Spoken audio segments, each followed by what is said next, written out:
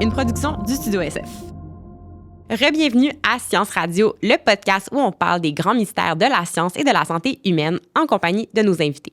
Je m'appelle Myriam Baudry, je suis nutritionniste. Ce projet est rendu possible grâce au soutien des fonds de recherche du Québec et du scientifique en chef. Dans l'épisode d'aujourd'hui, on parle d'alcool et j'ai été accompagnée de Dr Catherine de Montigny, qui est médecin en médecine des toxicomanies au CHUM, ainsi que Cendric Lavoie, créateur de contenu et co-animateur du podcast On se connaît pas tant que ça. On a discuté de plein de questions différentes. Donc, l'alcool, c'est quoi? Quels sont les effets sur la santé à court et long terme? À partir de quel moment notre consommation d'alcool devient problématique? Quelles sont les recommandations pour la consommation d'alcool pour la population générale ainsi que pour les gens qui ont des problèmes au niveau de la consommation?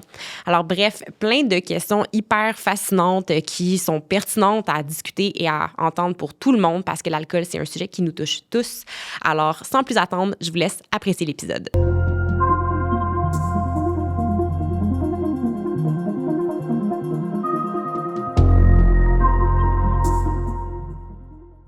Bon matin à vous deux, docteur Catherine de Montigny, Cendric, Bon comment matin. allez-vous?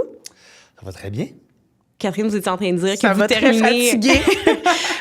Vous venez de terminer... Bien, pas terminé Mais encore, c'est pas terminé encore. Alors, mea culpa, là, il va sûrement avoir des mots qui veulent pas sortir de ma bouche. Mon cerveau fonctionne un peu au ralenti, mais c'était un gros mois, 25 jours de travail de fil.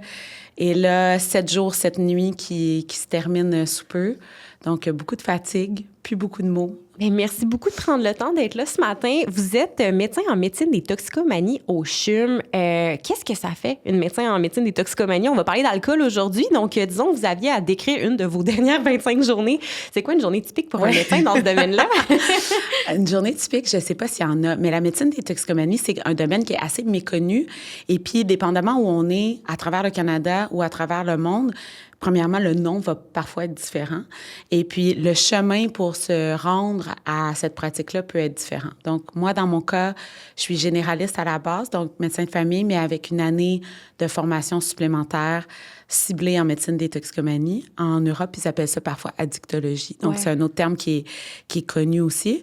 Et puis, donc, ma pratique est principalement au CHUM. Au CHUM, on a des patients qui sont hospitalisés, donc les patients dont je suis responsable cette semaine. Donc, on a des lits avec des patients qui sont bien malades, là, qui sont hospitalisés chez nous. On offre aussi des services pour des patients qui sont à l'urgence ou dans le reste de l'hôpital. Et puis, s'il y a une composante en lien avec le sevrage ou la consommation, etc. Donc là, on peut être appelé à voir ces patients-là. On agit aussi dans le reste du Québec parce que c'est des services qui sont très en demande, puis il manque de gens pour les offrir. Donc, on agit en support avec les équipes locales, soit par téléphone, par télémédecine, de différentes façons. On forme les nouveaux médecins aussi. On a des médecins qui vont pouvoir travailler dans ce domaine-là plus tard. Et puis, on a une clinique externe aussi où les patients peuvent venir soit physiquement, soit en télémédecine. Et puis, ils repartent par la suite. Donc, on suit des patients comme ça. Puis en toxicomanie, ça va toucher, ben oui, l'alcool, mais drogue, sevrage d'opioïdes, donc vraiment tout trouble d'usage de consommation, essentiellement. Exactement. Puis il y en a qu'on voit plus que d'autres, soit de par la prévalence dans la population, mais aussi il y a des substances pour lesquelles on a des traitements à offrir, puis il y a des substances pour lesquelles on n'a pas de traitement pharmacologique. Il y a toujours des choses à faire, mais il n'y a pas toujours des médicaments à prescrire. Donc, des fois, notre rôle va être moins à l'avant-plan. Mais effectivement, l'alcool représente, tu sais, le mot toxicomanie, ça, on entend drogue, mais l'alcool, c'est une grande partie de ce qu'on fait. C'est la majeure partie, oui. Je dirais presque la moitié, là, probablement. Okay, là. quand même. Wow. Les opioïdes, l'alcool, c'est les deux grandes familles de substances. Il y en a d'autres, là, bien sûr, là, benzodiazépines, bon, diverses autres substances. Et il y a beaucoup de problèmes de consommation de d'autres substances, dont les stimulants, les méthamphétamines notamment, là, qui sont en explosion. Mais ce que je vois, moi, dans ma pratique, l'alcool puis les opioïdes, c'est les deux grandes familles de substances. C'est des gens qui rentrent en urgence ou vous traitez des gens sur le long terme? Oui, ça dépend, les deux. On fait les deux. Donc, il y a des gens qui rentrent en urgence, qui arrivent à l'urgence, qui sont très, très, très malades, qui doivent être hospitalisés, soit chez nous, soit dans un autre service, puis là, on va agir ensemble avec les autres spécialistes. Ou parfois, c'est des gens qu'on suit en externe, qui sont assez bien pour retourner à la maison, mais qu'on va offrir un suivi à moyen terme. Seulement sur le volet médical. Faites pas de suivi psychologique, ces affaires-là. Ça, c'est intéressant. Donc, On travaille en équipe multidisciplinaire, donc je travaille de près avec des infirmières, des travailleurs sociaux, même des ergothérapeutes en santé mentale, ce qui est peut-être méconnu, mais très, très utile. Là. Donc, c'est sûr qu'on essaie de couvrir aussi d'autres sphères que la sphère médicale, parce qu'on est très conscient que c'est une maladie qui touche le corps au complet, puis la tête aussi beaucoup. Surtout la tête, j'imagine. Puis le contexte social aussi, là, tu sais, si t'as pas de maison, si t'as pas de... Ça a beaucoup d'influence aussi sur ta capacité à te rétablir.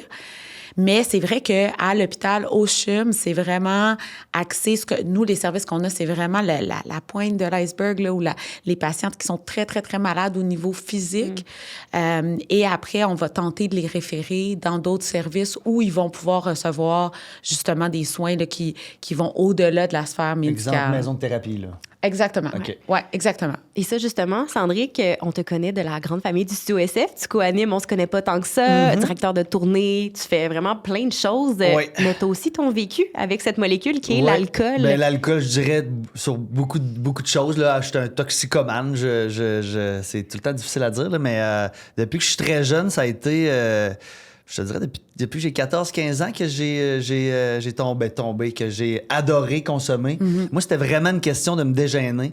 J'étais un petit gars qui était extrêmement timide, puis c'est devenu mon aide.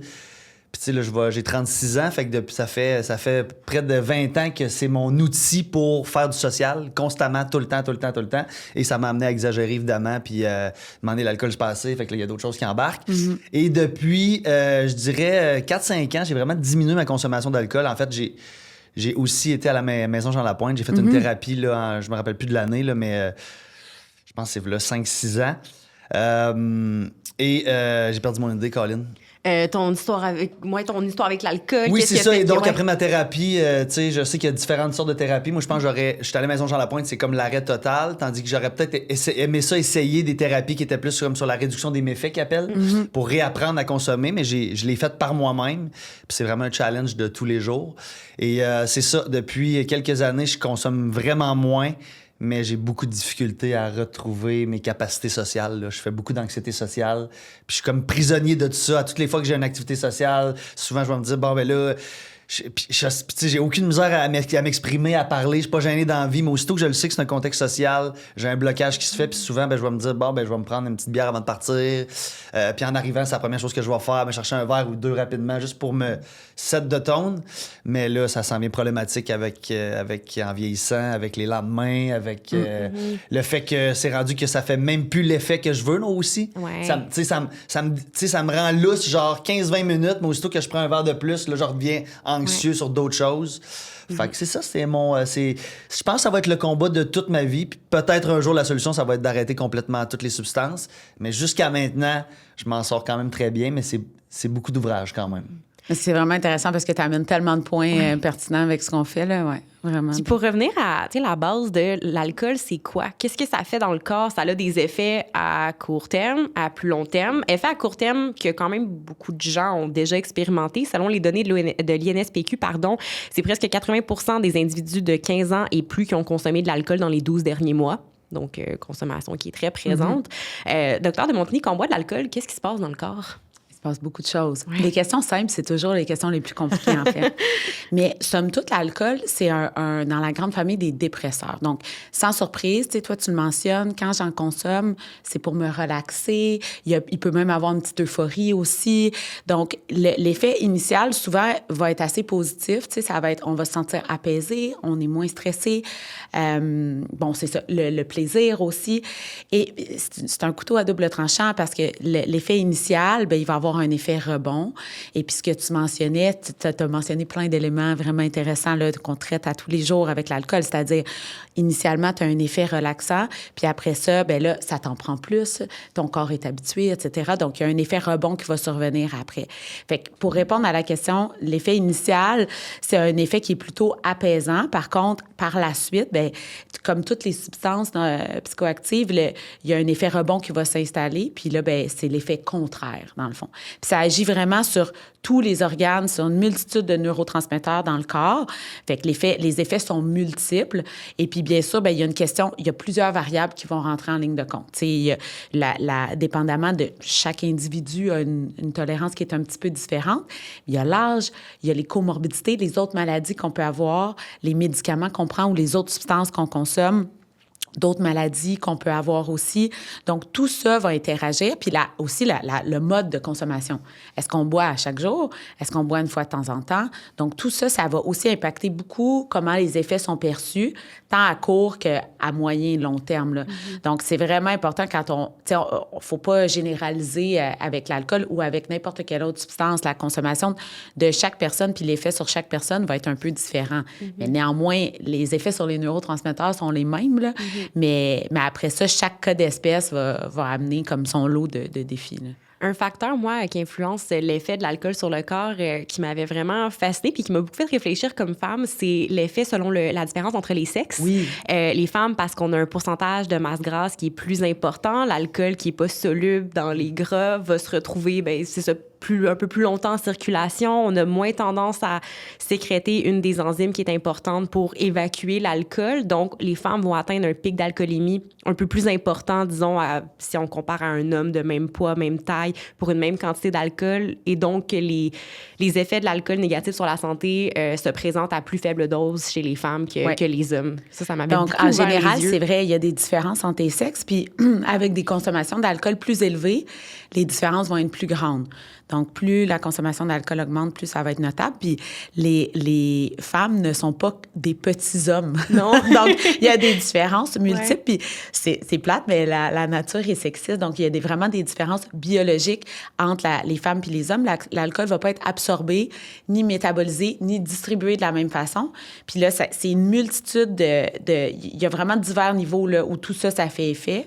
Donc, c'est pas un organe en particulier. C'est vraiment via l'absorption dans l'estomac, le métabolisme dans le foie, la distribution selon le volume sanguin, le volume corporel. Donc, c'est complexe. Mais le bottom line, c'est qu'effectivement, les femmes sont plus à risque que les hommes avec une consommation égale, surtout quand on parle de consommation qui est plus importante, quand on parle de plusieurs verres dans une même journée ou dans la semaine, là, une consommation chronique.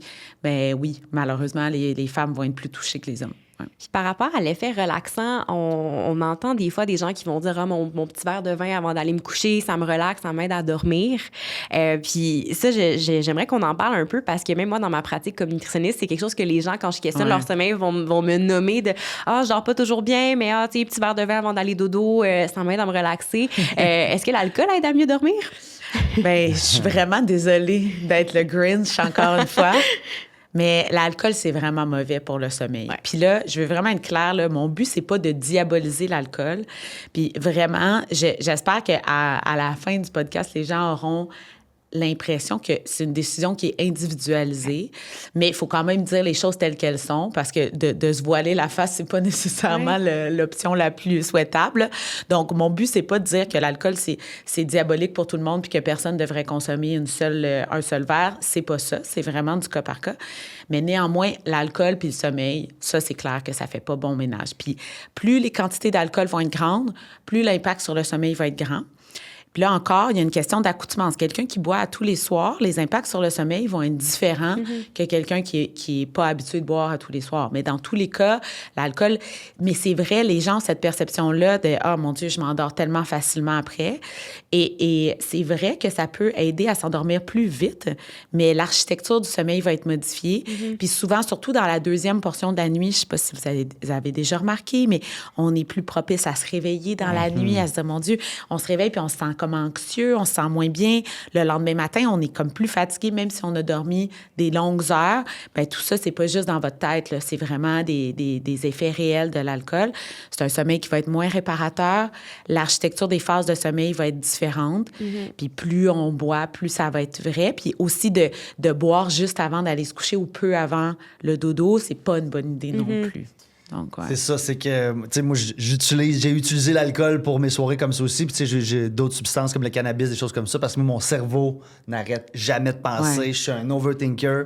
Fait que puis, tu sais, là, je sais qu'il y a d'autres solutions, dont le sport, dont faire, tu sais, plus d'activité physique. Mais c'est vraiment difficile si je fume pas mon petit joint ou je prends pas un petit verre, de me shutter down pour être capable de m'endormir comme sainement, sans trop réfléchir. Parce que si je le fais pas, ben je comprends que je peux peut-être avoir un meilleur sommeil, mais j'ai de la difficulté à me rendre, à m'endormir, puis à être fatigué, à sentir que je suis épuisé. Mais c'est ça. L'alcool, je l'utilise plus pour le dodo.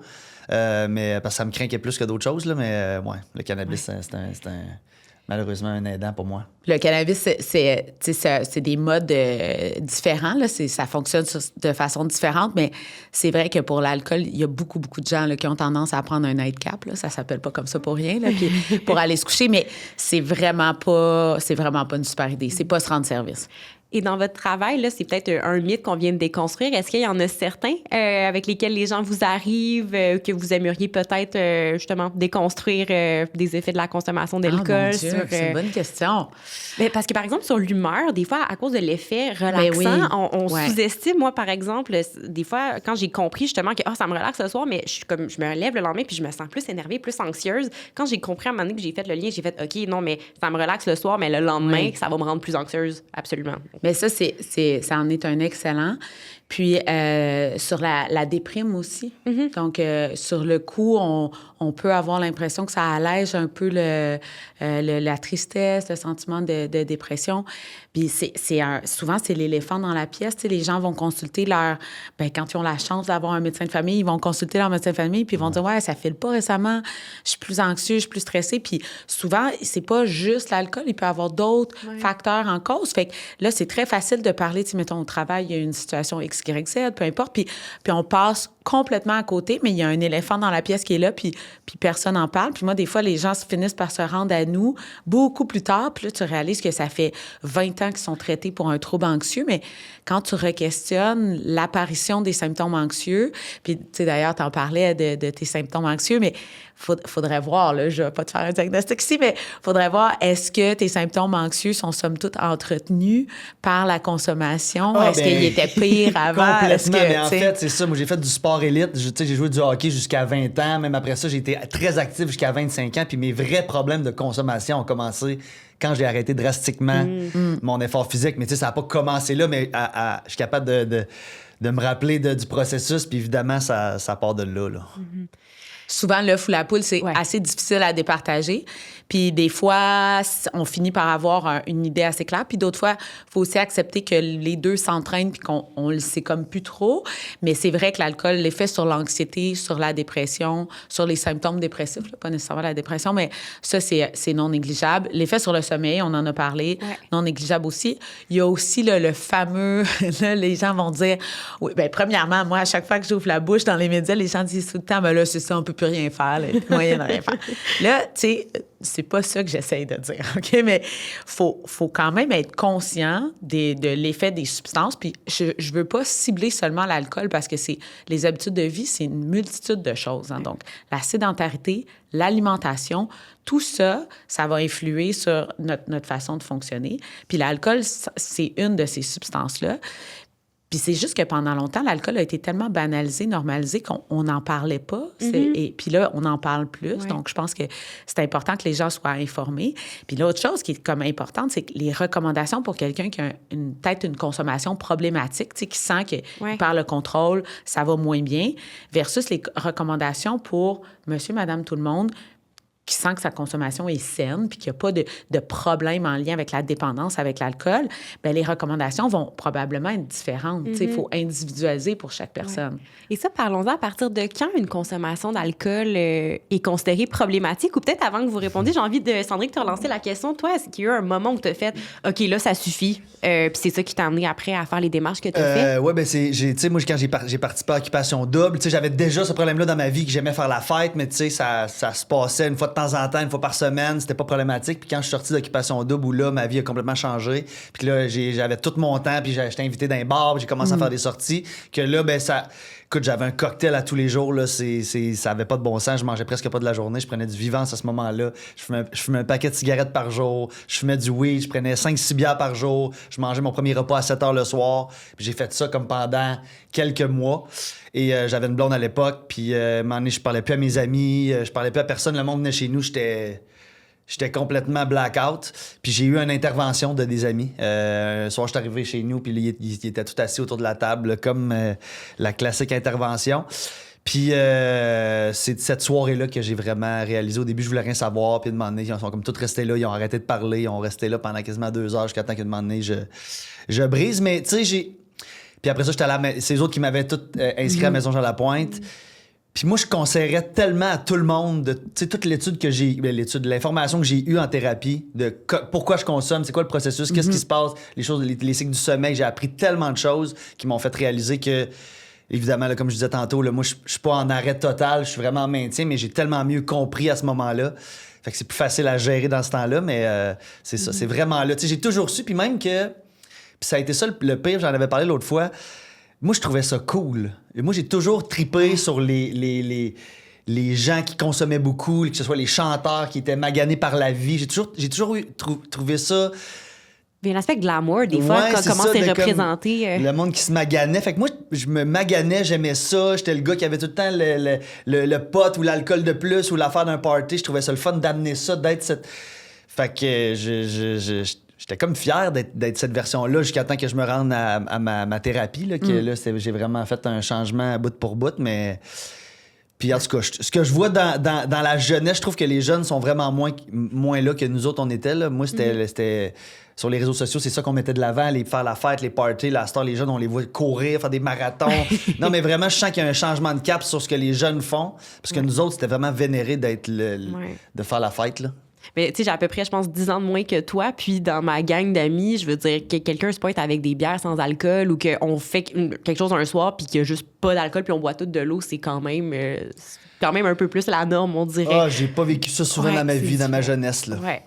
Du tout même. C'est vrai que ça a diminué, la consommation d'alcool, mais ça reste quand même la encore substance très la présent, plus consommée. Mais c'est vrai que les jeunes ont des patterns de consommation qui sont différents. Ouais. Et pour vous renvoyer la question maintenant, à partir de quand, d'un point de vue clinique, ou quand vous voyez quelqu'un, vous allez établir que, OK, là, la consommation, elle est problématique? Oui, c'est une bonne question. Puis il y a beaucoup de zones de gris. Hein. T'en amenais beaucoup, là, comment tout ça, des fois, c'est un petit peu insidieux. Mais donc, la dépendance à une substance, c'est pas nécessairement la quantité, c'est vraiment la relation avec la substance. Donc, il y a des gens qui peuvent boire, somme toute, beaucoup, puis vraiment pas avoir d'effet de manque, pas en avoir besoin, être capable d'arrêter assez facilement. Puis il y a d'autres gens qui peuvent, à chaque jour, lutter tellement fort pour essayer de boire peu, mais tu sais, qui ont tous les critères pour conclure qu'il y a une dépendance. Donc, c'est les impacts aussi, les impacts dans la vie professionnelle, sociale, l'abandon des autres activités. Donc, tout ça, ça va être pris en compte. L'effet de tolérance, tu l'as mentionné, hein, que ça prenait de plus en plus de quantité pour atteindre le même effet que tu ressentais initialement. Donc ça va être aussi un critère qu'on voit avec la dépendance. Quand on est exposé fréquemment à une substance, ça va s'installer. Les symptômes de sevrage qui vont s'installer au retrait. Fait que justement, là, l'anxiété rebond. Le lendemain, on se sent de moins en moins bien. Des fois, les gens vont se réveiller, ils vont trembler, ils vont suer, ils vont être très, très anxieux. Puis oui, c'est ça, le désir de consommer qui devient comme plus grand que tout. On le sait que ça nous cause problème, mais c'est comme plus fort que tout, puis on peut pas s'empêcher, puis on veut quand même consommer. Donc, tous ces critères-là, c'est vraiment une évaluation globale qui va permettre de conclure. Puis habituellement, la personne est assez d'accord aussi que vraiment, il y a un problème de dépendance. On appelle ça un trouble de l'usage, mais dépendance au sens courant, là. Puis est-ce qu'il y a des facteurs de risque, donc des gens qui seraient plus prédisposés à tomber justement dans une consommation problématique? On pense à peut-être des gens qui ont eu des traumas à l'enfance ou l'exposition à l'environnement. Bref, il y en a toutes sortes, mais ce serait quoi les principaux? Il y en a plusieurs. Donc, il y a une portion génétique. Donc, on questionne tout le temps dans les familles, tu sais, comment ça se passe. Il y a aussi les comorbidités en santé mentale. Hein. Donc, si on souffre de d'autres problèmes de santé mentale, troubles de personnalité, troubles de déficit de l'attention, des dépressions, des troubles anxieux, tout ça, ça peut faire boule de neige. Les problèmes de douleur chronique aussi. Donc, différents types de problématiques qui peuvent aller plus de pair avec les problèmes de consommation.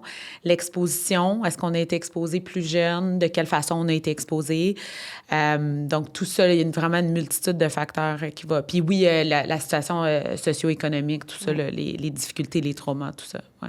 Puis en termes de prévention, vous avez brièvement mentionné les recommandations pour une personne qui a un trouble d'usage des substances versus les recommandations pour la population générale. Comment on peut éviter il y a oui certains facteurs sur lesquels on n'a pas de contrôle. Là, on peut pas changer notre ADN, mais si on veut prévenir, disons, un jeune qui commence à être exposé à l'alcool puis éviter que ça dérive vers quelque chose de problématique. Il y a tellement de choses à dire. Donc, encore une fois, au risque d'être plate. Mais c'est sûr que le choix de s'exposer plus tard à des substances, c'est mieux. Après, il y a la réalité, mais c'est vrai que c'est mieux. Donc, de commencer très, très jeune à s'exposer à des substances, c'est pas, peu importe la substance, c'est moins souhaitable. Après, il y a plein de choses qu'on peut faire. Donc, d'une part, la première chose, c'est de prendre conscience. Qu'est-ce qu'on consomme? Pourquoi on le consomme? Quand on consomme? Déjà, là, les gens habituellement assez mauvais, là, en général, là, pour évaluer ce qu'ils mangent, ce qu'ils consomment. On n'est pas très bon là, pour faire ça, puis c'est normal, là, c'est vraiment dans la nature humaine. Bien, souvent, on ne sait même pas c'est quoi un verre standard. Donc, comment tu veux évaluer ce que tu bois si tu ne sais même pas combien il y a de consommation dans ce que tu bois? Si tu prends un verre de fort, une consommation standard avec du fort, c'est 1,5 once.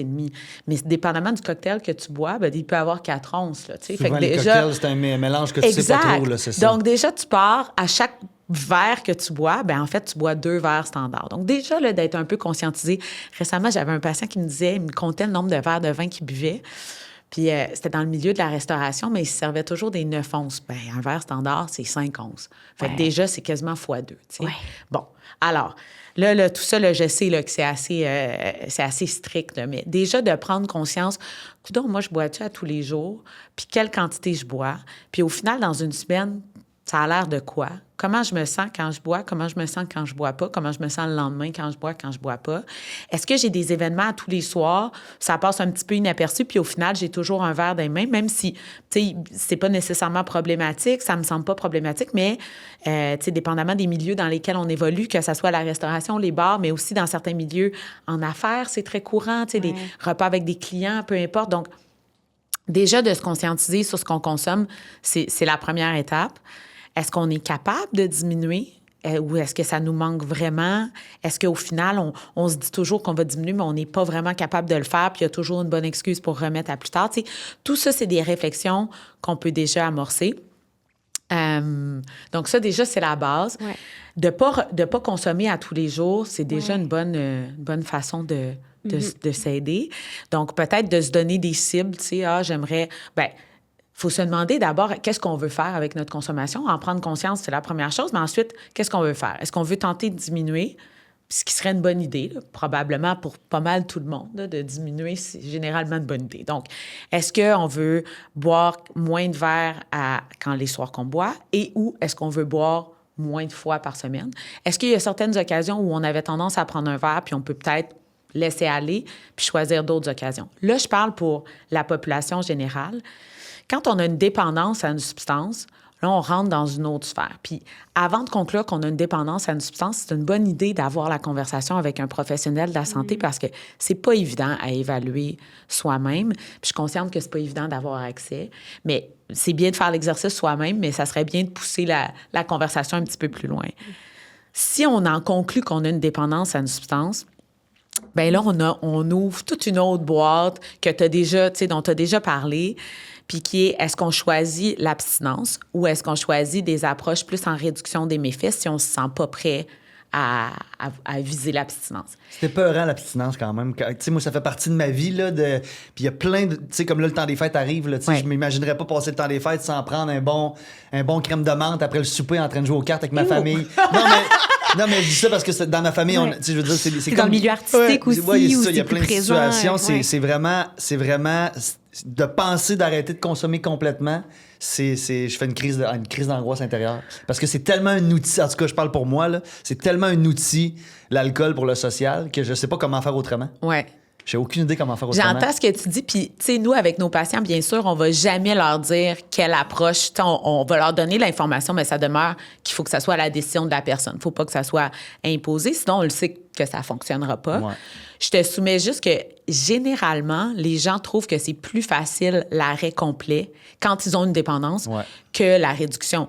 Parce que le propre de la dépendance, c'est d'avoir une incapacité ou à tout le moins une grande difficulté à contrôler la substance, l'alcool dans ce cas-ci.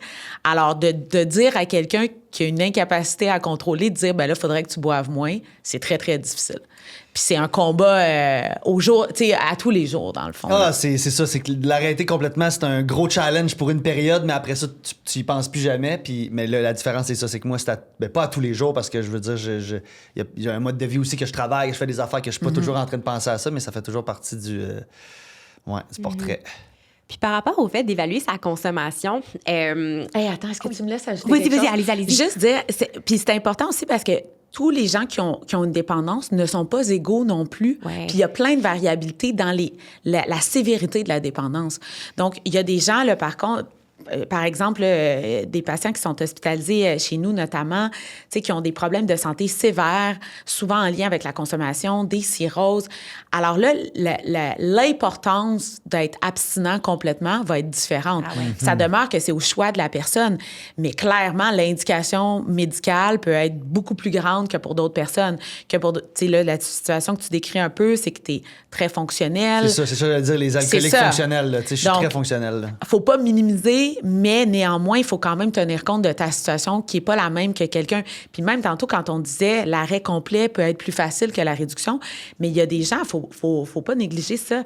Moi, j'hospitalise des patients, nous, on hospitalise des patients pour qui l'arrêt brusque de la consommation de l'alcool en particulier serait possiblement mortel. Oui, c'est vrai, ça peut être très dangereux d'arrêter de boire pour des gens qui ont vraiment peu importe là, que ça soit à cause de d'autres maladies ou parce que la dépendance est tellement bien installée, le corps est tellement habitué à l'alcool que si tu leur enlèves l'alcool, ils peuvent vraiment en décéder. Donc ça, c'est non négligeable. Fait que c'est pour ça que c'est dangereux, les recommandations one size fits all, parce que tous les cas sont différents. T'as la dépendance que tu décris versus une dépendance qui peut être beaucoup plus sévère versus les recommandations pour quelqu'un qui a aucun problème de dépendance, il faut vraiment les individualiser. Non, je l'ai vécu en thérapie, justement. On était de tous différents niveaux. Puis on avait une rencontre avec le médecin. Puis à chaque soir, il nous donnait des... Je m'en souviens plus comment ça s'appelle, la petite pilule, là, mais qui est comme un peu pour te donner un effet. Si tu prenais une bière ou deux, mais il y en a qui en prenaient bien plus que d'autres. Puis le pattern est différent pour tout le monde, mais ouais. Mais je trouve ça intéressant, justement, puis tu l'amènes, Sandrick, où, tu sais, il y a différentes façons d'approcher le problème pour des gens qui ont peut-être peur de faire le premier pas parce qu'ils pensent que, hey, j'aurais pas le choix d'aller vers l'abstinence totale ou, j'aurais pas le choix d'apprendre à consommer un peu d'alcool. Donc, ça fait du bien d'entendre puis de rappeler que ça s'individualise tout le temps selon le cas de chaque personne. Absolument. L'abstinence, c'est pas la seule option. Puis les gens peuvent commencer un processus puis remettre en question leur consommation sans nécessairement souhaiter en arriver à l'abstinence. Puis c'est un continuum. La vie, on espère que c'est long. Fait que la décision qu'on prend aujourd'hui peut changer par rapport à celle qu'on va prendre demain. Puis ça, c'est correct aussi. Là. Puis par rapport aux recommandations pour la population générale, en 2023, le Centre canadien sur les dépendances et l'usage des substances a publié un rapport en émettant des nouvelles recommandations qui ont fait beaucoup de bruit parce qu'elles étaient nettement... les recommandations de consommation d'alcool par semaine étaient nettement inférieures à celles qu'a encore Santé Canada. Donc là, ce qui est suggéré, c'est moins de 2 consommations par semaine, alors que Santé Canada, c'était moins de 10 pour les femmes, moins de 15 par semaine pour les hommes. Ça a fait beaucoup de bruit. Vous, comment vous l'avez vécu dans votre pratique? Est-ce que ça... Vous avez remarqué... Là encore, il y a beaucoup de choses à dire. La première nuance qui est importante, c'est que ça, c'est des recommandations de santé publique. Ouais. Et ça n'a rien à voir avec les recommandations en lien avec la dépendance à l'alcool. En fait, c'est 2 choses complètement différentes. Donc, quand les patients viennent nous voir en médecine des toxicomanies, puis qu'ils ont un problème de dépendance, généralement un problème très sévère de dépendance, on est complètement ailleurs. Puis là, je vais pas être en train avec eux de voir, c'est quoi les impacts d'une consommation, qui serait plus ou moins saine sur ta santé globale. C'est pas ça. Alors, moi, pour mes patients, puis pour les patients qu'on traite, généralement, ces recommandations-là, c'est pas la population cible. Donc ça, ces recommandations-là, c'est vraiment pour la population générale pour minimiser les impacts sur la santé. Puis le choc qu'ont pu vivre les gens en voyant que, mon Dieu, c'est somme toute beaucoup plus strict, ce qui a été recommandé, bien tout ça, ça s'explique parce que la science, ça évolue. Donc, il y a des connaissances qu'on a maintenant, qu'on avait moins avant.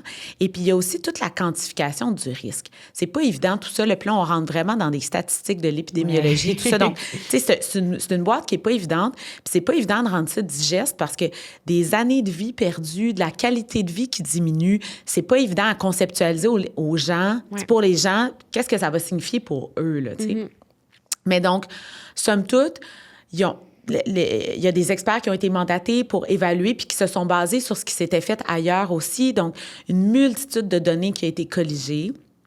Et puis, les recommandations, les nouvelles recommandations qui ont été formulées tiennent compte justement là, de connaissances qu'on avait peut-être moins dans le passé, notamment des risques sur certains cancers, certains types de cancers qui avaient été probablement sous-estimés. Puis l'autre chose, l'autre raison pourquoi les recommandations sont somme toute beaucoup plus conservatrices, là, c'est le moins qu'on puisse dire, c'est que ça dépend quel risque on tolère comme population, comme société. Et puis, somme toute, pour l'alcool, les recommandations étaient basées sur des risques beaucoup plus grands. Comme si par rapport à l'alcool, on était prêt à accepter des risques qui étaient beaucoup plus grands que pour d'autres substances ou d'autres activités, parce que dans la vie, il y a plein de choses qui sont dangereuses. Là, on peut mourir en traversant la rue, on peut se faire mal de 1001 façons en faisant du vélo. Donc, mais c'est comme si avec l'alcool, là, soudainement, on était prêt à accepter un risque qui était beaucoup plus grand.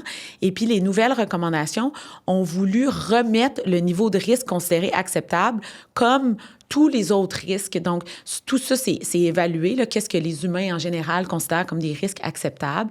Et tout ça, c'est rebalancé, d'où les nouvelles recommandations. Et puis là, il faut voir aussi, donc, qu'est-ce que ça dit, ces recommandations-là? Ça dit que consommer aucun alcool, ça serait plus sécuritaire que consommer de l'alcool. Et puis ensuite, que plus on consomme de l'alcool, plus les risques augmentent. Puis là, bien, les risques, c'est pas évident parce que c'est vraiment d'une maladie à l'autre, selon le sexe, selon une multitude de facteurs. On tente de quantifier les risques puis de donner une approximation la plus proche possible de la réalité de ce que ça représente comme grandeur, comme ordre de grandeur pour les gens. Mais donc, somme toute, il n'y a pas de grand éclat, là. Tu sais, c'est vraiment juste que les risques ont été calculés un peu différemment, puis il y a plus de connaissances, puis tout ça a été tenu en compte, là. Moi, si je peux partager, quand je les ai vus pour la première fois, je viens d'un milieu où on consomme un peu d'alcool, mais que l'alcool n'est pas n'a jamais été au centre de ma vie. Je suis très sportive, mais quand après, je me mettais à compter mes consommations d'alcool par semaine, ça tournait peut-être autour de 5-6. Donc, quand j'ai vu 2, j'ai fait « Wow boy, OK, là, t'es honte ». Puis quand je me suis mis à me questionner sur quand ça arrivait, pourquoi, c'était beaucoup, je rentre quelque part, on m'offre une bière, je vais pas me poser la question, je vais juste l'accepter. Mon verre est vide, on m'en offre un autre, je vais le prendre. Puis c'est comme ça que les consommations s'accumulaient. Puis quand j'ai vu ce rapport-là, ben on dirait juste commencer à être un peu plus consciente puis de me dire, OK, là, il faut vraiment, ou idéalement, tu veux pas dépasser 2 par semaine. Et donc, si je décide de boire dans une semaine, ben je vais choisir, OK, bon, ben quelqu'un a du vin cheap du dépanneur, je vais, entre guillemets, pas brûler une carte pour du vin cheap du dépanneur, mais quelqu'un a un grand cru, je vais prendre un demi-verre pour déguster. Puis, c'est une des choses qui m'a beaucoup amené à réduire ma consommation d'alcool. Et là, j'ai vu les effets positifs sur mon sommeil, sur ma pratique sportive. Je fais énormément de vélo, puis je le vois, si je prends un verre le soir, le lendemain, il me manque 40 watts, là. J'appuie beaucoup moins fort sur les pédales. Donc, moi, c'est un peu l'effet que ça a eu, mais je sais que pour des gens qui ont une consommation plus élevée ou que ça faisait beaucoup plus partie de leur vie, il y a eu cet aspect de quand c'est trop strict, les gens ont tendance à repousser la recommandation. Puis, justement, je pense que le message à faire passer, c'est que ça serait une bonne idée de se questionner sur notre consommation. Puis, ça serait probablement une bonne idée de diminuer notre consommation, d'atteindre le 2 et moins. Après ça, c'est une décision qui est individuelle. Ouais. Et il y a plein de risques dans la vie aussi. Ouais. On ne parle pas beaucoup de sédentarité, alors que c'est un risque majeur pour la santé. Donc là, bien sûr, là, moi, je travaille en toxicomanie. Là, donc, l'alcool, c'est ce que je fais. C'est ce dont je parle à tous les jours. Puis encore une fois, je veux vraiment distinguer parce que la population avec laquelle je travaille, c'est autre chose. Là. Les risques, pour eux, sont différents parce qu'ils ont une dépendance. On est dans une autre sphère. Mais quand on parle de population générale puis de recommandations générales sur la santé, bien oui, l'alcool en fait partie, mais il y a plein d'autres choses qui en font partie. Puis définitivement, l'activité physique en fait partie. Puis ça, on n'en parle pas beaucoup. Ouais. L'alimentation aussi, on n'en parle pas beaucoup. Ouais. Le sommeil, on n'en parle pas beaucoup. Donc, tout ça, ça rentre dans un continuum. C'est de prendre conscience que nos habitudes de vie ont un impact sur notre qualité de vie puis sur les maladies qu'on risque d'attraper. Il y a d'autres choses qui viennent en ligne de compte, bien sûr. Il y a des malchances qui peuvent arriver aussi. Mais on ne peut pas penser qu'on va vivre avec des habitudes sans dessus-dessous puis penser que ça n'aura pas d'impact. Ouais. On est des mammifères, là. On Oui. aime ça de l'oublier, mais ouais. J'ai une question concernant le nombre de consommation par semaine. C'est 2 que tu disais qui est recommandé? 2 ou moins pour garder Pour le le risque minimal. faible. Ouais. Ouais. Est-ce que si, exemple, pendant 1 mois, j'en bois pas du tout, Ouais. je peux additionner tout ça pendant une semaine? Oui. Non, mais je sais que la question est niaiseuse, Mais mais c'est tu sais, tellement parce une bonne que question, Mais moi, non, j'ai c'est une pris ça bonne question. comme habitude de... Je me dis, j'ai pas d'alcool à la maison, parce que tu sais, c'est trop facile pour moi de prendre une bière facilement, mais là, je me dis, je m'achète pas de bière, j'ai pas de vin, j'ai pas d'alcool fort, mais fait que là, pendant 3 semaines, j'y pense pas du tout. Mais après ça, à un moment donné, je me dis, je vais m'acheter une caisse de bière, là, je remplis mon frigo de bière. Ben là, ça peut être 2-3 par jour. Ouais. Tu sais, comme ça vient facile. Est-ce que... Bien, dans les recommandations, il parle aussi que c'est pas une bonne idée de boire beaucoup, donc des binges, là, de boire beaucoup d'un coup. Fait que dans les recommandations, il y a aussi de se limiter à 2 verres, 2 consommations standards par... Consommation. Oui, exact. OK, fait que, Exact. mais tu sais, tu pourrais peut-être faire 2. Mettons, t'en prends 8 dans ta semaine. Après ça, t'es 3 semaines sans en prendre. Ça aurait-tu moins d'impact que d'en prendre Ben, toutes les semaines? Les 2 choses, donc l'exposition globale va avoir un impact. Puis de dépasser, généralement, là, au-delà de 2 verres par épisode de consommation, risque d'avoir plus d'impact. Donc là, après ça, tu sais, c'est difficile de quantifier là, à la consommation près. Puis en plus, c'est super difficile de savoir parce que au final, tu sais, ce que tu décris, 2, bon, c'est difficile d'avoir un chiffre précis Non, là-dessus. c'est ça, mais il faut éviter la conception. C'est juste que c'est pas j'ai pas bu pendant 1 mois, puis là, après ça, je pars sur une dérape C'est là pendant que je voulais 3 en venir, semaines. parce que je sais Ça, c'est pas souhaitable. C'est un tricks Ouais. d'alcoolique d'essayer de trouver des Ouais. failles comme ça, de dire hey, je Ouais. pourrais pas pendant 3 semaines. Exact. Mais après ça, je me clenche pendant une semaine dans le sud. C'est ça. Fait que ça, c'est on a pas un petit crosseur qui nous parle. Ça, c'est pas super bon. OK. Mais de choisir de pas boire pendant une période X, c'est pas une mauvaise chose si on retourne à la consommation après, mais c'est pas comme on n'a pas de carte blanche parce qu'on n'a pas bu pendant, malheureusement. C'est ça, Puis, comme le mois de février là, qui s'en Ouais. vient, là, que là, le monde, puis là, ils sont contents, Ouais. ils peuvent repartir Puis après là, ça. le 1er Ouais. mars, pouf, mais non, ça, puis c'est pas une super idée. Puis en plus, il y a des méfaits autres que sur tu sais, il y a le risque d'accident, le risque de violence, le risque, tu sais, il y a plein d'autres méfaits Ouais, absolument. avec l'alcool dont on parle peut-être moins, là. C'est bien, il y a les effets physiologiques, mais ça peut entraîner des conséquences sociales aussi, là. Ouais. Et une question que je me pose toujours, en fait, Santé Canada, malgré la publication de ce rapport-là, n'a pas changé ses recommandations. Ouais. Donc là, des fois, on m'arrive avec, ben là, Santé Canada, qui est quand même une instance gouvernementale, recommande encore les 10 et 15, recommande moins de 10 par semaine Ouais. pour les femmes, moins de 15 pour les hommes. Mais d'un côté, il y a le CCDUS. Les deux Ouais, se basent sur puis des données probantes et ça fait la chicane. Je suis pas sûre que je garderais ça parce que c'est honnêtement, je suis même pas sûre de. Donc, je pense que dans le projet, c'était prévu qu'il y ait une phase aussi de recherche puis de vraiment s'assurer que les recommandations sont acceptables, comprises, de trouver comment les véhiculer de la Ouais. bonne façon. Puis là, il semble avoir une espèce de flou, ça semble un peu traîné, mais néanmoins, les deux sont pas... Je sais que ça peut avoir l'air contradictoire, mais les deux sont pas incompatibles. C'est la tolérance au niveau de risque, en oui, fait. c'est ça, OK. exactement. Ouais. Donc, ça dépend aussi du risque que chacun choisit d'accepter. Mais dans le fond, c'est un continuum de risques. Ouais. Donc, plus on boit, plus le risque est grand.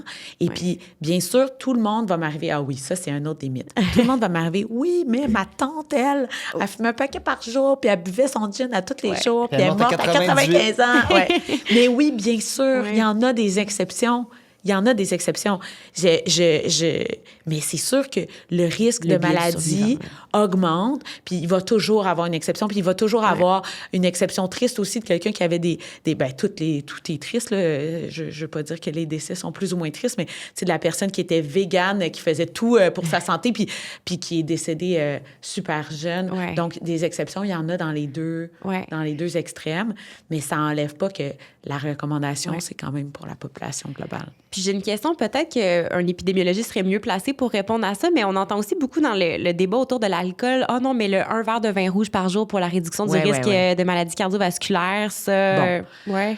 Alors, les bienfaits de l'alcool. Donc ça, c'était un peu ça, un des sujets de controverse aussi. Il y avait la réduction. Puis qu'est-ce qu'on fait des bienfaits de l'alcool? Est-ce qu'on en parle? Quels sont-ils? Est-ce qu'il y en a? Alors, pour la santé globale, parce qu'on ne peut pas choisir les organes puis dire moi, je vais prendre de l'alcool pour mes artères, mais je n'en prendrai pas pour mon foie ni pour mon cerveau. Ça ne fonctionne pas comme ça. Donc, l'effet global sur la santé est négatif. Donc, si quelqu'un est vraiment seulement intéressé par sa santé puis se demande quoi faire avec l'alcool, bien, la recommandation, ça serait de ne pas consommer d'alcool du tout. Après, on rentre quand même dans... Il y a d'autres bienfaits, d'une part. Ça, c'est la première chose. Si on boit de l'alcool, que ça nous semble non problématique, qu'on n'en fait pas d'abus, que c'est agréable, un bon moment, comme tu disais, là, tu sais, j'aime déguster un verre de vin dans un contexte X avec des amis, ça m'apporte du plaisir, c'est une occasion de socialisation. C'est possible qu'il y ait des bénéfices autres que sur la santé directe, mais sur la santé globale, parce qu'on n'est pas juste une multitude d'organes, il y a aussi la santé mentale, la socialisation, tout ça. C'est ça. C'est important aussi. Moi, c'est surtout ça, dans toute ma consommation, c'est la priorité que je fais souvent, c'est ma santé mentale. Mais là, vous décrivez deux choses différentes, par contre. Là, c'est pas un avis médical. Mais toi, tu nommais que... tu sais, t'étais beaucoup anxieux, puis que là, c'était vraiment comme pour sortir de ton anxiété. Puis je te soumettrais que l'alcool va avoir l'effet rebond de générer cette anxiété-là. Fait que là, il faut se questionner sur est-ce que ça t'aide vraiment ou est-ce qu'après 1 heure, dans le fond, tu te sens d'autant plus anxieux, puis là, c'est comme ça devient un cercle vicieux qui tourne, tu sais. Ah non, je suis très au courant. Puis tu sais, on a reçu quelqu'un sur notre podcast, il y a quelques mois, qui, elle, consommait beaucoup. Une fille qui a fait OD aussi, qui a eu un gros après OD, puis elle a arrêté. C'est laquelle? C'est, voyons, j'ai pas de mémoire. Vous avez eu Maude, là? Voyons, Caroline Debine. Camille Dufresne. Oui, Camille Gervais. Dufresne, excuse-moi. Oui, Camille Dufresne, excuse-moi. Et non, puis tu sais, elle sera pas fâchée parce qu'elle nous en a parlé dans le podcast, là. Ouais. Mais elle, c'était pareil que moi. Elle pensait qu'elle était gênée, elle pensait qu'elle avait de la misère. Puis elle dit, j'ai jamais autant été la meilleure version de moi-même. Elle a complètement arrêté de consommer. Ça a été difficile pour une période. Mais elle dit, là je vais dans le monde, je vais dans le social, je suis plus stressée, je suis moi-même, je pars quand je veux, je fleuris maintenant là, quand je vais dans un événement au lieu de m'assombrer, parce que demander l'alcool, c'est ça que ça fait aussi. Là. C'est que ça te rend moins coloré. Fait qu'en tout cas, mais c'est quand même plus facile à dire qu'à faire, puis il faut l'expérimenter, je pense. Mais c'est là où c'est vraiment du cas par cas. Puis l'effet sur quelqu'un qui consomme de façon assez chronique, l'effet sur l'humeur, l'anxiété, le sommeil, ça va prendre des semaines avant de s'en aller. Donc, faut pas se décourager aussi, là, si quelqu'un est en mode « je veux revoir mes habitudes et tout », puis initialement, il se dit « ben voyons, je me sens pire qu'avant ». Attends un peu. Puis il faut réévaluer un petit peu à distance. Là, on s'est éloigné de ta question. Là. Je sais plus qu'est-ce qu'on disait donc? On parlait de... le verre de vin pour le cœur. Oui, pour le pour le cœur. Alors, puis ça, c'est... oui, donc ça fait partie des mythes aussi, mais c'est-à-dire, c'est pas complètement un mythe. L'alcool a certains bénéfices dans certaines maladies à faible dose. Okay? À forte dose, c'est assez clair. Mais à faible dose, sur certaines maladies, il y a probablement des effets bénéfiques. Mais quand on regarde l'ensemble des maladies, incluant l'ensemble des maladies cardiaques, parce que les maladies cardiaques, c'est une grande famille, là, mais la pression versus les maladies ischémiques versus les AVC versus, il y a tout ça. Là. Quand on regarde l'ensemble des maladies cardiovasculaires, là, disons, là, les vaisseaux, le cœur, tout ça, l'effet est quand même probablement plus négatif que positif. Mais c'est vrai qu'à faible dose, sur certaines pathologie spécifique, il pourrait avoir des effets bénéfiques. Donc, c'est pas tout blanc ou tout noir, comme c'est souvent le cas. Puis je sais que ça fâche les gens, puis les gens ont souvent l'impression que c'est ça, ils disent tout, puis leur contraire. Puis je comprends, c'est complexe, puis il y a plein de nuances, puis on n'a souvent pas le temps d'amener toutes ces nuances-là. Puis il y a aussi le fait que les connaissances continuent de grandir à vitesse grand V, puis il y a des choses qu'on sait maintenant qu'on savait pas avant. Donc, il y a tout ça là, qui contribue au fait que des fois, le message peut avoir l'air contradictoire, mais il l'est pas tant que ça au final. Oui, puis pour les maladies cardiovasculaires, puis pour n'importe quelle maladie chronique, on a tellement de cibles d'intervention au niveau de la prévention que des fois, tu sais, si on pense à bouger plus, réduire son stress, mieux s'alimenter, de miser sur ça qui a plein d'effets bénéfiques et somme toute peu de risques et selon moi plus productif que de dire on va venir ajouter un verre de vin d'alcool par jour. Ça, faut que ce message-là, il faut que ça soit clair. Ouais. On n'ajoute jamais du vin pour les bénéfices. Non. Ensuite, si les gens choisissent de boire, ensuite, là, il faut évaluer les risques versus les bénéfices, puis à chacun de prendre sa décision. Mais l'idée de boire pour sa santé, ça, malheureusement, je suis désolée, c'est un autre mythe qu'on va briser. Ça peut être la santé dans son ensemble, incluant la santé psychologique, sociale, etc. Mais pour la santé physique, les effets sont plus négatifs que positifs. Cette portion-là, c'est assez clair.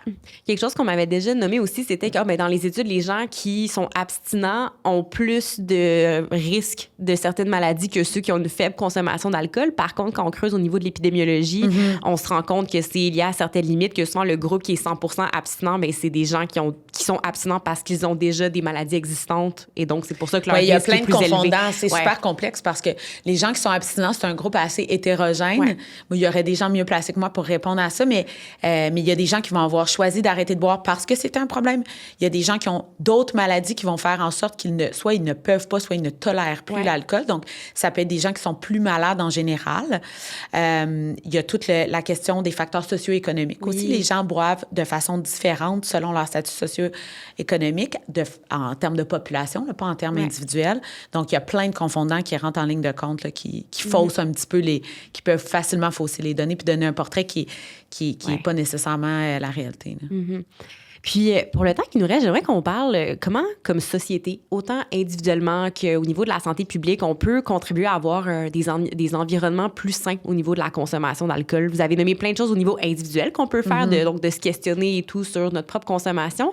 Mais après, au niveau de la santé publique, on entend parler, est-ce qu'on devrait afficher le nombre de consommations? Par exemple, les bières, c'est plus juste des canettes de 340 ml à 5 %. Là, tu peux avoir une double IPA à 9 % d'alcool sur une grosse canette qui, en réalité, en contient beaucoup plus.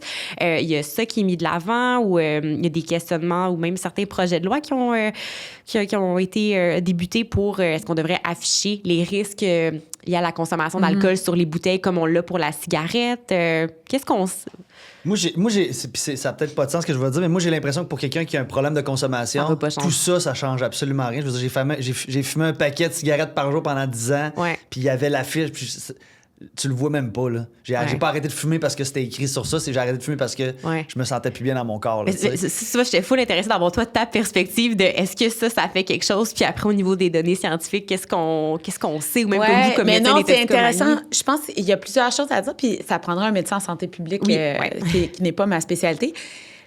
Généralement, ce genre d'information-là, de campagne d'information fonctionne, mais à long terme, puis sur une population, pas nécessairement, tu le décris bien, là, au niveau individuel. Mais est-ce que le fait d'avoir vu toutes les fois la petite photo des poumons, est-ce que ça contribue? Bon.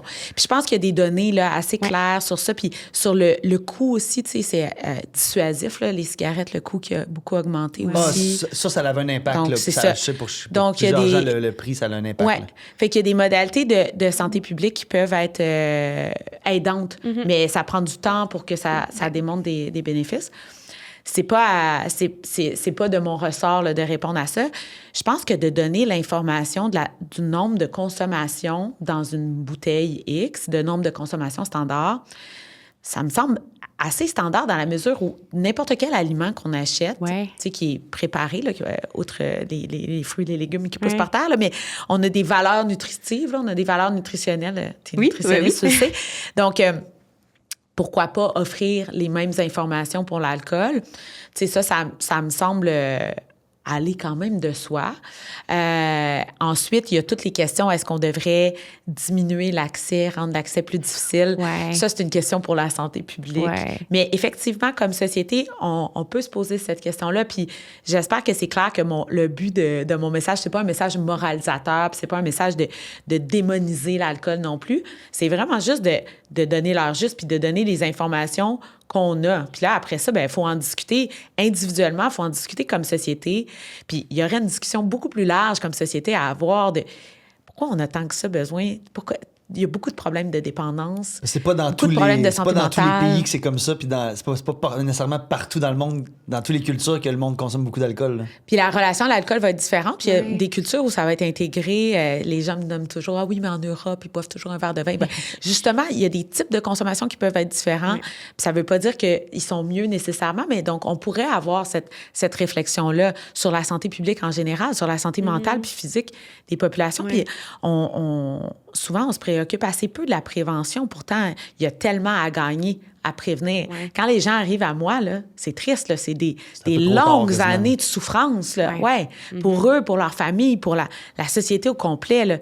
Il y aurait plein de choses à faire en prévention. Puis c'est pour ça que moi, j'aime ça être avec vous parce que j'aimerais ça éviter aux gens de se rendre là. Vraiment, là. C'est pas le fun de se rendre à moi. J'espère que je leur donne des bons services, mais c'est pas le fun d'être rendu là. Vraiment pas. Là. Ouais. Moi, j'ai vraiment adoré, c'est un grand mot, là, mais l'apprentissage que j'ai fait sur la consommation d'alcool en thérapie. Puis je me dis...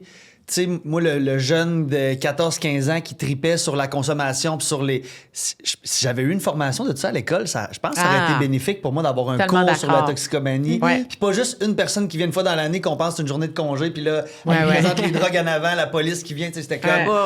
Moi, je m'en battais les couilles, excuse-moi de l'expression. J'ai jamais dit cette expression-là.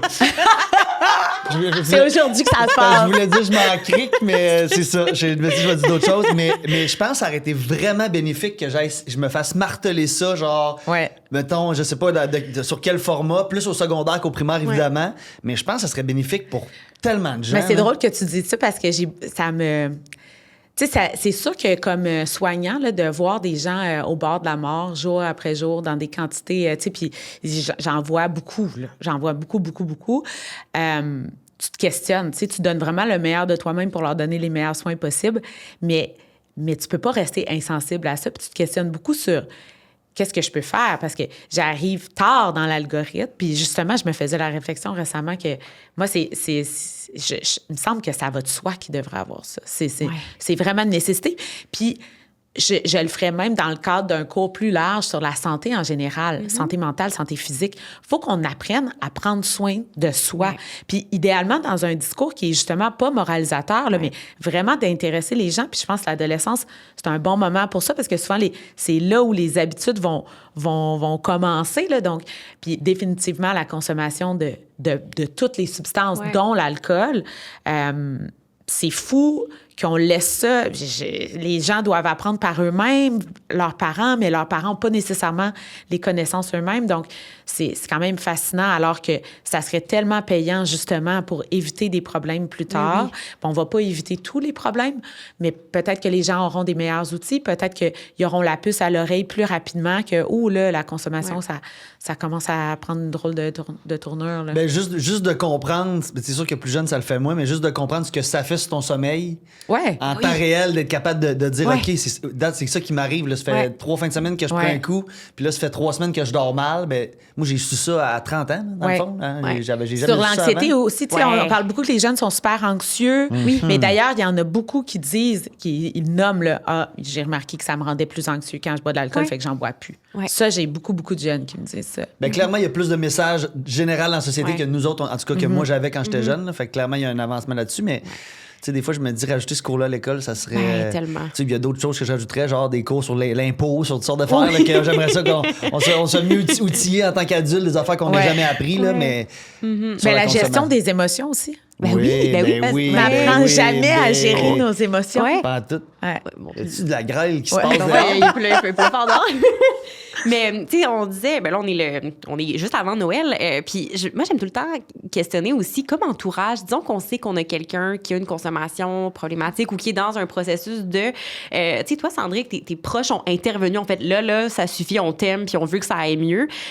Toi, dans des périodes comme Noël qui s'en viennent pour t'aider à gérer cette bête noire-là, est-ce qu'il y a des choses qui t'aident ou que tes proches peuvent faire? Non, parce que, tu sais, puis je pense que tout le monde est différent, mais moi, mon modus operandi, c'est ça? Operandi. Comment que ça fonctionne? Moi, quand quelqu'un me harcèle avec quelque chose, j'ai envie de plus le faire. Ouais. Tu sais, moi, ma mère, elle me parlait à tous les jours, arrête de fumer, tu vas arrêter de fumer. Puis j'ai dit, Mom, arrête de m'en parler. Là. Ouais. Je vais arrêter. Puis comme de fait, elle a arrêté de m'en parler pendant 3-4 mois, puis c'est là que j'ai pris la décision. Ouais. D'harceler les gens avec ça, selon moi, c'est pas la bonne chose à faire, mais tu sais, de mettre la puce à l'oreille, mais je pense que tout le monde est différent pour la réception de ce message-là.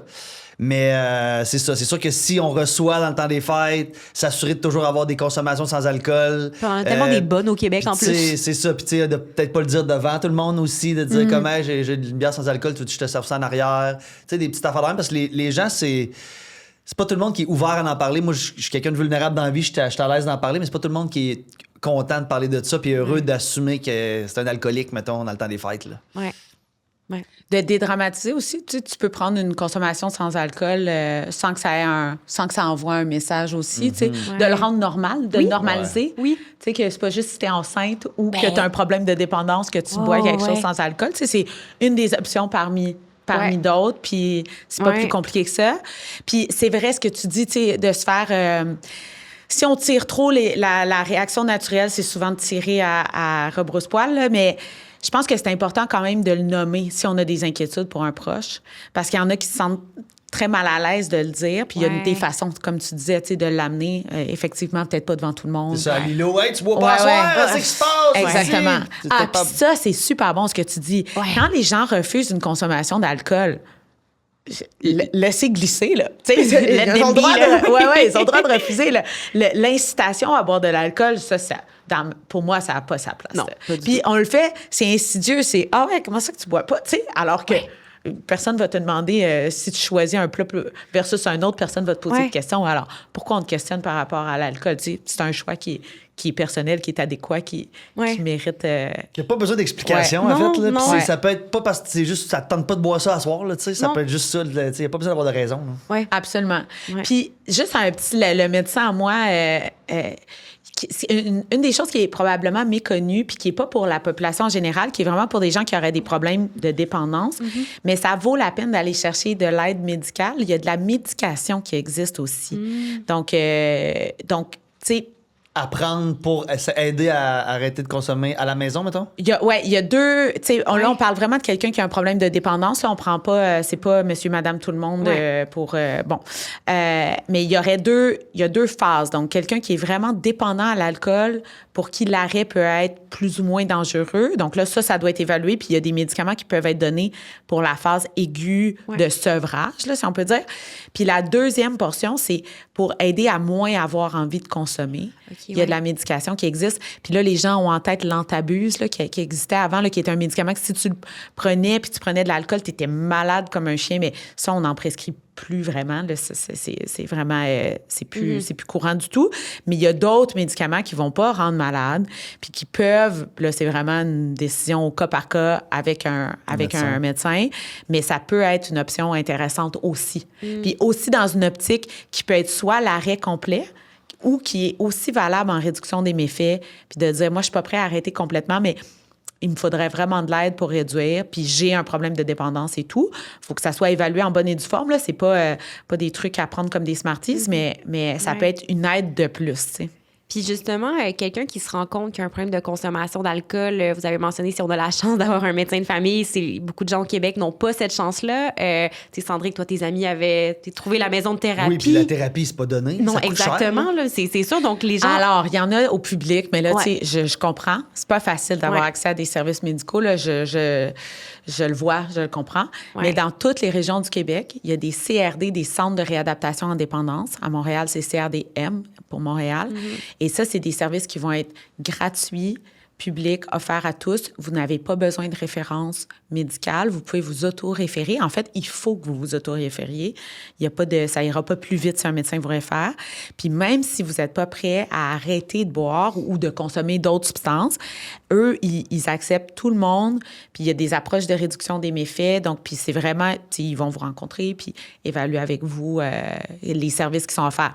Là, bien sûr, d'une région à l'autre, les services sont pas toujours les mêmes. Là, il y a des manques d'effectifs un peu partout, mais néanmoins, c'est des services qui sont offerts, puis c'est important d'aller les chercher. Tout à fait. Et merci pour cette belle discussion. Ça a été super éclairant. Sandrine, merci pour ton témoignage, ton partage. Je pense que ça va parler à beaucoup de gens. En terminant, est-ce qu'il y a une chose de tout ce qu'on a jasé ou peut-être qu'on n'a pas parlé que vous aimeriez que les gens retiennent?